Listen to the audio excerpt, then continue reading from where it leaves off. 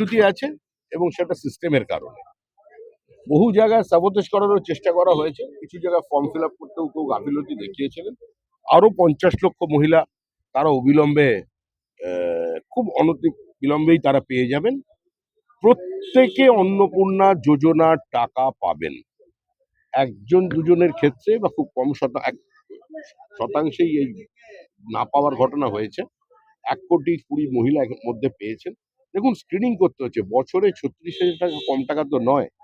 তা এত লক্ষ পুরুষ তারা লক্ষ্মীর ভান্ডারের টাকা নিচ্ছেন, সরকারি কর্মচারী লক্ষ্মীর ভান্ডার পাচ্ছেন না।